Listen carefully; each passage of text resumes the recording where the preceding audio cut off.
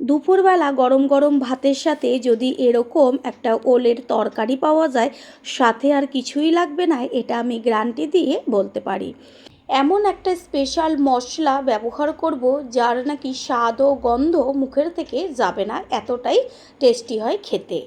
তাহলে কি করে তৈরি করব সেটাই দেখে নেওয়া যাক। এইখানে সবার প্রথমে নিয়েছি ওল।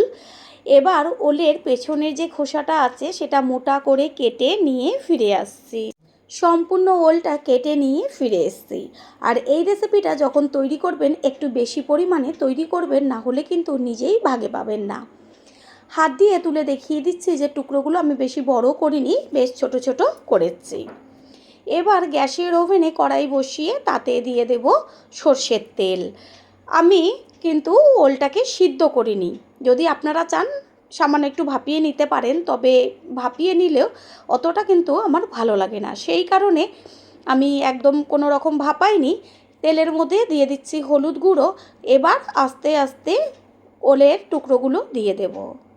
তেলের মধ্যে ওলের টুকরোগুলোকে 2 থেকে 3 মিনিট মতন ভেজে নেব। আর ওল সিদ্ধ হতে বেশি সময় একদমই লাগে না, এটা ভাজা হতে থাক। 2-3 মিনিট বাদে যখন একটু সামান্য ভাজা হয়েছে, ঠিক তখনই ছোট্ট ছোট্ট করে ডুমো করে কেটে নেওয়া আলুগুলোও দিয়ে দিচ্ছি। আপনারা চাইলে, যদি কারো আলু খাওয়া বারণ থাকে, তাহলে অবশ্যই আলুটা স্কিপ করে একইভাবে রান্না করবেন, তাতেও কিন্তু টেস্টটা লাগবে একই রকম। এবার এর মধ্যে দিয়ে দিচ্ছি লবণ। লবণটাকে মিশিয়ে নেব আলু আর ওলের সাথে। এমনভাবে আলু আর ওলটাকে ভাজতে হবে যেন ভাজাতেই সিদ্ধ হয়ে যায়। তাড়াতাড়ি সিদ্ধ হবার জন্য একটা ঢাকনা দিয়ে ঢেকে দেব। কিছুক্ষণ বাদে ঢাকনাটাকে সরিয়ে দিয়ে খুন্তি দিয়ে ওপর নিচ করে নেড়ে চেড়ে নেব, যেন নিচেরগুলো পুড়ে না যায়। ঠিক এইভাবেই ঢাকনা চাপা দিয়ে দিয়ে গ্যাসের ফ্লেম লো টু মিডিয়াম করে ভালোভাবে ভেজে নিতে হবে। এই ওলের তরকারিটা আমি আজকে একটু ভিন্ন পদ্ধতিতে করব, এত টেস্টি হয় সেই কারণে। তারপর আবার স্পেশাল মশলা, কখন আমি এই স্পেশাল মশলাটা কিভাবে ব্যবহার করব সেটা জানার জন্য সম্পূর্ণ ভিডিওটি দেখতে হবে। আলু আর ওল ভালো মতন ভাজা হয়ে গেছে, আমি একটা খুন্তি দিয়ে চেক করে দেখিয়ে দিচ্ছি যে ভাজাতেই ওলটা কেমনভাবে সিদ্ধ হয়ে গেছে। যেহেতু ওল আর আলু সিদ্ধ হয়ে গেছে, ঠিক এই সময় এর মধ্যে দেব ঝালের জন্য চিড়ে নেওয়া কাঁচা লঙ্কা আর পেস্ট করে নেওয়া আদা। আদার পরিমাণটা একটু বেশি ব্যবহার করেছি, কারণ সম্পূর্ণ নিরামিষ, সেই কারণে। ভালো করে নেড়ে চেড়ে এবার আদাটা কাঁচা গন্ধ যাওয়া পর্যন্ত ভেজে নেব। পুরনো বন্ধুদের সবসময় আমাদের পাশে এইভাবে ভালোবেসে থেকে এগিয়ে নিয়ে যাবার জন্য অনেক অনেক ভালোবাসা। আদার সুন্দর একটা ভাজা গন্ধ বেরোচ্ছে। এই পর্যায়ে দিয়ে দিচ্ছি 1 চা চামচ পরিমাণ জিরের গুঁড়ো, 1 চা চামচ পরিমাণ হলুদ গুঁড়ো। আগে তো তেলের মধ্যে হলুদ দেওয়াই হয়েছে। তারপর দিয়ে দেব কাশ্মীরি লঙ্কার গুঁড়ো কালারের জন্য, এটা আপনারা না চাইলে নাও দিতে পারেন। তারপর দিয়ে দেব 1 চা চামচ পরিমাণ ধনের গুঁড়ো। এবার সমস্ত মশলাটা ভালোভাবে মিশিয়ে নেব। আর মশলাটার থেকে যেন কাঁচা গন্ধটা চলে যায় আর পুড়ে না যায়, সেই কারণে এর মধ্যে দিয়ে দেব সামান্য পরিমাণ জল। জলটা দিয়ে মিশিয়ে নিয়ে গ্যাসের ফ্লেম লো টু মিডিয়াম করে ভালোভাবে কষিয়ে নিতে হবে।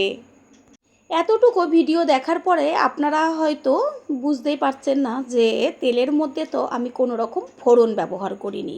ফোড়ন ছাড়াই কি তরকারি কোনো খেতে ভালো লাগবে, সেটা জানতে হলে লাস্ট পর্যন্ত দেখতে হবে। মশলা এদিকে কষানো হোক, গ্যাসের অন্য ওভেনে একটা তড়কা প্যান বসিয়ে তার মধ্যে দিয়ে দিচ্ছি এইখানে 3 চা চামচ পরিমাণ সাদা জিরে, আর দিচ্ছি 2টো বড় তেজপাতা ছোট ছোট টুকরো করে। গ্যাসের ফ্লেম লোতে রেখে তেজপাতা আর জিরেটাকে ভালো করে ভেজে নেব। এমনভাবে ভাজবেন যেন পুড়ে না যায় বা বেশি লাল হয়ে না যায়, তাহলে আবার যে গন্ধটা সেটা কিন্তু নষ্ট হয়ে যাবে। যখন দেখবেন বেশ চটপট হয়ে ফুটতে শুরু করেছে, তখনই গ্যাসটা অফ করে দিতে হবে। ওই যে গরম থাকবে তড়কা প্যানটা, এতেই সুন্দরভাবে মশলাটা সম্পূর্ণ ভাজা হয়ে যাবে। মশলা ভাজা হয়ে গেছে, সুন্দর একটা মিষ্টি গন্ধ বেরোচ্ছে। এই গরম অবস্থায় যে ছোট থেতনিগুলো হয় তার মধ্যে ঢেলে দেবো আর ঠান্ডা হওয়ার পরে গুঁড়ো করে নেব। এদিকে কড়াইয়ের ঢাকনাটাকে সরিয়ে দিয়ে খুন্তি দিয়ে বেশ ওপর নিচ করে নেড়ে চেড়ে নেব। মশলার মধ্যে থাকা যে জলটা সেটা সম্পূর্ণ টেনে গেছে আর সুন্দর একটা ভাজা গন্ধও বেরোচ্ছে। এবার এর মধ্যে দিয়ে দেব উষ্ণ গরম জল। সবসময় রান্নায় উষ্ণ গরম জল ব্যবহার করবেন, তাহলে রান্নার টেস্টটা দেখবেন দ্বিগুণ বেড়ে যায়। জলের পরিমাণটা একটু বেশিই দিতে হবে, কারণ আলু আর ওল দুটোই কিন্তু জল টেনে নেয়। সেই কারণে জলটা বেশি দিলে পরে বেশ একটু হালকা ঝোল থাকবে লাস্ট পর্যন্ত। সেই শুধুমাত্র ঝোল দিয়েই কিন্তু এক থালা ভাত হামেশায় খাওয়া হয়ে যাবে। একটা ঢাকনা চাপা দিয়ে দেবো 4 থেকে 5 মিনিট মতন। বেশিক্ষণ রান্না করে নেওয়ার দরকার নেই, এটা হতে থাক। অন্যদিকে যে তেজপাতা জিরেটাকে থেতনির মধ্যে রেখেছি, এটা কত সুন্দর ভাজা হয়েছে, তেজপাতাগুলো হাত দিয়েই গুঁড়ো গুঁড়ো হয়ে যাচ্ছে। এবার একটু থেতনি দিয়ে থেতো করলেই সুন্দরভাবে গুঁড়ো হয়ে যাবে।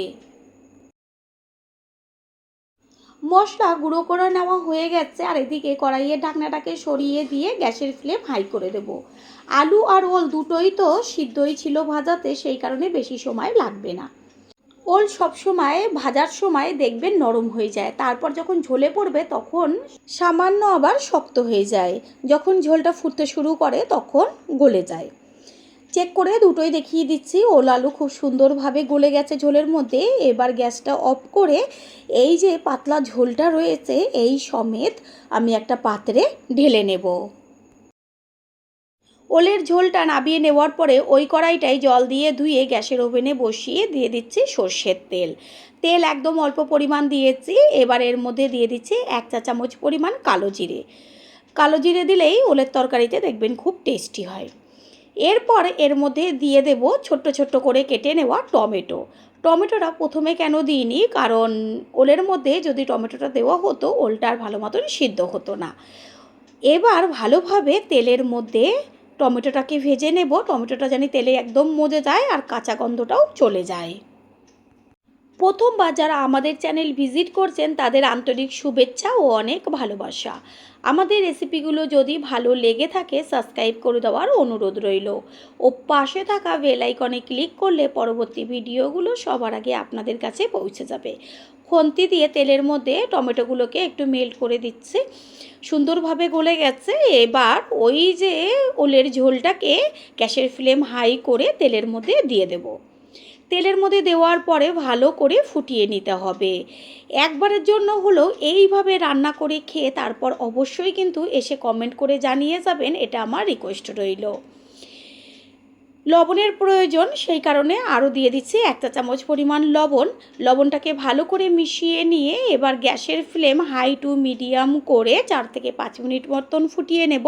তার আগে দিয়ে দিচ্ছি ওই যে সাদা জিরে আর তেজপাতাটা গুঁড়ো করে নিয়েছিলাম, সেই সম্পূর্ণ গুঁড়োটাই এর মধ্যে দিয়ে দেব। একটু বেশি যদি মশলাটা ব্যবহার করা হয় তাহলে যেমন গন্ধ তেমন স্বাদ হবে। ভালো করে মশলাটাকে মিশিয়ে নিয়ে এবার ঢাকনাটা চাপা দিয়ে প্রায় 4 থেকে 5 মিনিট মতন হতে দেব। ঠিক এরকম যেন পাতলা ঝোল থাকে। বন্ধুরা, আপনারা যে যেইখান থেকে ভিডিওটি দেখছেন অবশ্যই কমেন্টের মাধ্যমে জানাবেন। আপনাদের ধন্যবাদ জানাতে পারলে সত্যিই আমরা ভীষণ ভীষণ আনন্দিত হব। আপনাদের করা কমেন্টসগুলো পেয়ে আমরা এতটাই উৎসাহিত হই পরের ভিডিওগুলো তৈরি করার জন্য। সমস্ত কিছুর ব্যালেন্সটা ঠিক রাখার জন্য দিয়ে দিচ্ছি 1/2 চা চামচ পরিমাণ চিনি। চিনিটাকে মিশিয়ে নেব। রেসিপি একদম তৈরি হয়ে গেছে। 2 থেকে 3 মিনিট মতন আর রান্না করে নিলেই হয়ে যাবে। রেসিপি একদম তৈরি হয়ে গেছে। এবার গ্যাস অফ করে দিয়ে দেব টেস্টটা আরও টেস্টি হওয়ার জন্য 1 চা চামচ পরিমাণ গাওয়া ঘি। ঘিটাকে মিশিয়ে নিয়ে একটা ঢাকনা চাপা দিয়ে দেব।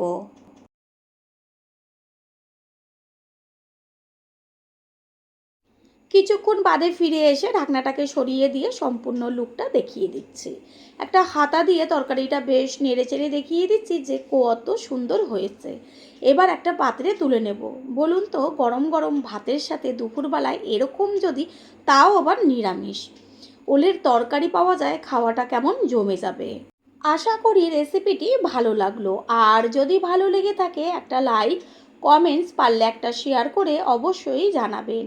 আপনাদের করা একটা লাইক ও লাইকের পাশে থাকা হাইপ আর একটা শেয়ার আমাদের কাছে অনেক অনেক গুরুত্বপূর্ণ।